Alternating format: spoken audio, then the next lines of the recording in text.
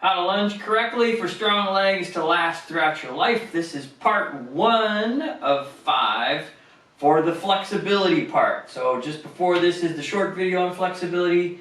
These are the shorts on how to do each one of the stretches so that you have the flexibility for strong legs so that you can lunge correctly throughout your life. So this is our calf stretch. So I'm up here on the step. I've got the ball of my right foot on the step. I got the heel of my right foot hanging off of the step, and my whole left foot is up on top of the step.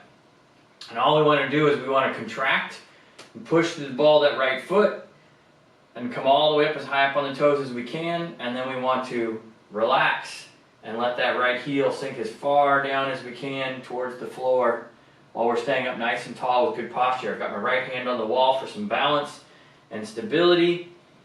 So this way we can move that calf muscle with a nice straight leg through that full range of motion, develop some strength and develop some flexibility.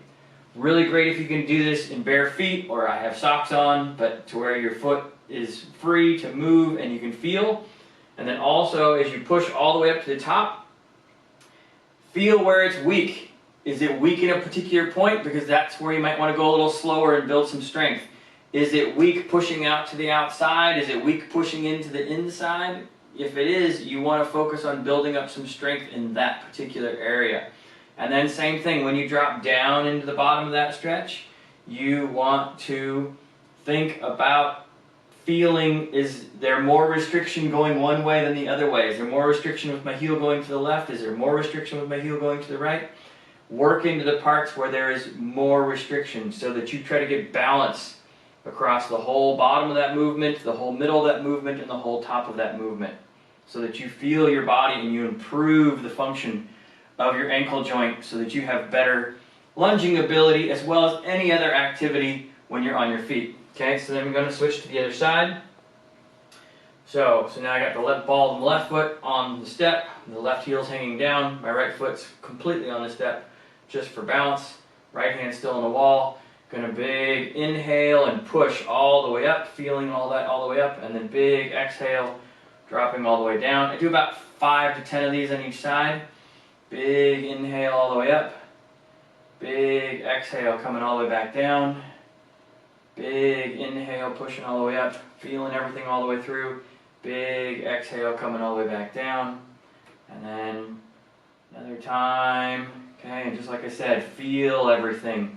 So like on one side, on my right side, I focus more on pushing through my toe. On the left side, I tend to focus a little bit more on pushing straight up through the middle. And then same sort of thing. On my right side, I tend to focus on getting my right heel out to the right side because that's where it's tight. Whereas here on my left side, it is actually still going to the right side, not towards the outside, but it's going over to the right side is where it's a little bit tighter. And so I kind of focus down through that.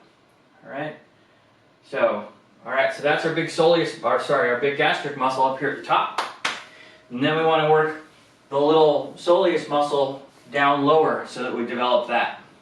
So we're going to go back to that right foot, ball the foot there, but now we're going to bend the knee. So you want to bend that right knee, so now you're kind of in like a little bit of a mini squat. And I'm going to still sink that right heel down off the step, but it's not going to go quite as far typically. And you should feel this down in the Achilles tendon a little bit more, so right there behind the ankle.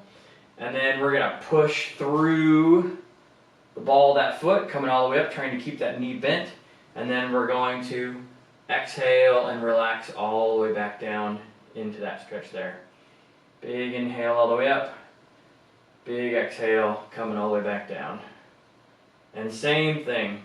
Feel where you're weak pushing up, so I'm a little weaker coming up the outside, so a couple of them I will focus on coming up the outside because I'm a little bit weaker in that for this particular muscle. And at the bottom, same kind of thing, going over to the right is a little bit tighter, so I'll kind of sit down there and get a little bit more of a stretch in through there. So do a good 5 to 10 of those that way, and then switch over to the other side. So now I'm on my left foot. Ooh, it's even got a little click in the ankle there out. That's great. So sinking down into that stretch and then inhaling, big push. Feel where things are weak, feel where things are tight. Okay, keep that knee bent best that you can. It's kind of hard to not straighten out the knee coming up, but do your very best to not straighten out your knee too much coming up to the top. Okay, I know I'm doing it a little bit, but I'm trying to keep down as best as I can.